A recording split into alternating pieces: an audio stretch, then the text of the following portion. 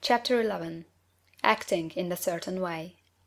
Thought is the creative power, or the impelling force which causes the creative power to act. Thinking in a certain way will bring riches to you, but you must not rely upon thought alone, paying no attention to personal action. That is the rock upon which many otherwise scientific metaphysical thinkers meet shipwreck, the failure to connect thought with personal action. We have not yet reached the stage of development, even supposing such a stage to be possible, in which man can create directly from formless substance without nature's processes or the work of human hands. Man must not only think, but his personal action must supplement his thought. By thought, you can cause the gold in the hearts of the mountains to be impelled toward you, but it will not mine itself, refine itself, coin itself into double eagles, and come rolling along the roads seeking its way into your pocket. Under the impelling power of the Supreme Spirit, man's affairs will be so ordered that some one will be led to mine the gold for you. Other men's business transactions will be so directed that the gold will be brought toward you, and you must so arrange your own business affairs that you may be able to receive it when it comes to you. Your thought makes all things, animate and inanimate, work to bring you what you want, but your personal activity must be such that you can rightly receive what you want when it reaches you. You are not to take it as charity, nor to steal it. You must give every man more in use value than he gives you in cash value. The scientific use of thought consists in forming a clear and distinct mental image of what you want, in holding fast to the purpose to get what you want, and in realizing with grateful faith that you do get what you want. Do not try to project your thought in any mysterious or occult way, with the idea of having it go out and do things for you. That is wasted effort, and will weaken your power to think with sanity. The action of thought in getting rich is fully explained in the preceding chapters. Your faith and purpose positively impress your vision upon formless substance, which has the same desire for more life that you have, and this vision, received from you, sets all the creative forces at work in and through their regular channels of action, but directed toward you. It is not your part to guide or supervise the creative process. All you have to do with that is to retain your vision, stick to your purpose, and maintain your faith and gratitude. But you must act in a certain way, so that you can appropriate what is yours when it comes to you, so that you can meet the things you have in your picture, and put them in their proper places as they arrive. You can really see the truth of this. When things reach you, they will be in the hands of other men, who will ask an equivalent for them. And you can only get what is yours by giving the other man what is his. Your pocketbook is not going to be transformed into a Fortunatus purse, which shall be always full of money without effort on your part. This is a crucial point in the science of getting rich. Right here, when thought and personal action must be combined, there are very many people who, consciously or unconsciously, set the creative forces in action by the strength and persistence of their desires, but who remain poor because they do not provide for the reception of the thing they want when it comes. By thought, the thing you want is brought to you; by action you receive it. Whatever your action is to be, it is evident that you must act now. You cannot act in the past, and it is essential to the clearness of your mental vision that you dismiss the past from your mind.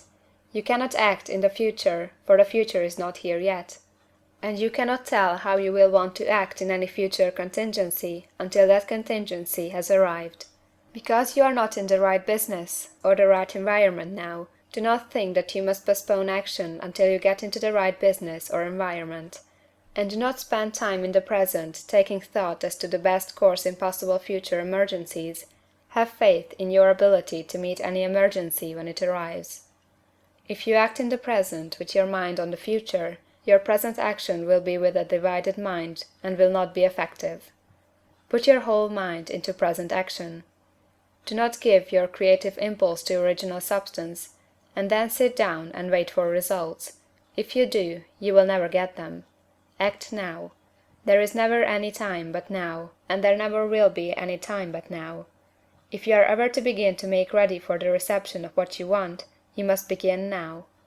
And your action, whatever it is, must most likely be in your present business or employment, and must be upon the persons and things in your present environment. You cannot act where you are not. You cannot act where you have been, and you cannot act where you are going to be. You can act only where you are. Do not bother as to whether yesterday's work was well done or ill done. Do today's work well. Do not try to do tomorrow's work now. There will be plenty of time to do that when you get to it. Do not try, by occult or mystical means, to act on people or things that are out of your reach. Do not wait for a change of environment before you act. Get a change of environment by action. You can so act upon the environment in which you are now as to cause yourself to be transferred to a better environment. Hold with faith and purpose the vision of yourself in the better environment, but act upon your present environment with all your heart, and with all your strength, and with all your mind. Do not spend any time in day dreaming or castle building. Hold to the one vision of what you want, and act now. Do not cast about seeking some new thing to do, or some strange, unusual, or remarkable action to perform as a first step toward getting rich. It is probable that your actions, at least for some time to come, will be those you have been performing for some time past. But you are to begin now to perform these actions in a certain way, which will surely make you rich. If you are engaged in some business, and feel that it is not the right one for you, do not wait until you get into the right business before you begin to act. Do not feel discouraged, or sit down and lament because you are misplaced.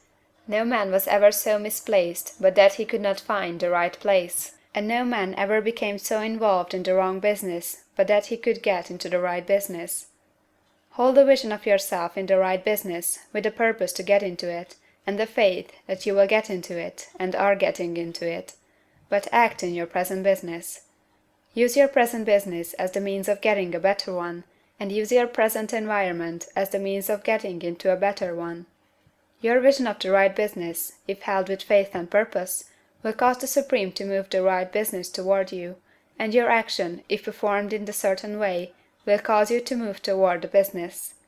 If you are an employee, or wage earner, and feel that you must change places in order to get what you want, do not project your thought into space and rely upon it to get you another job. It will probably fail to do so. Hold the vision of yourself in the job you want, while you act with faith and purpose on the job you have, and you will certainly get the job you want. Your vision and faith will set the creative force in motion to bring it toward you, and your action will cause the forces in your own environment to move you toward the place you want. In closing this chapter, we will add another statement to our syllabus. There is a thinking stuff from which all things are made, and which, in its original state, permeates, penetrates, and fills the interspaces of the universe. A thought, in this substance, produces the thing that is imaged by the thought. Man can form things in his thought, and, by impressing his thought upon formless substance, can cause the thing he thinks about to be created. In order to do this, man must pass from the competitive to the creative mind. He must form a clear mental picture of the thing he wants, and hold this picture in his thoughts, with the fixed purpose to get what he wants, and the unwavering faith that he does get what he wants, closing his mind to all that may tend to shake his purpose, dim his vision, or quench his faith. That he may receive what he wants when it comes, man must act now upon the people and things in his present environment. End of chapter 11.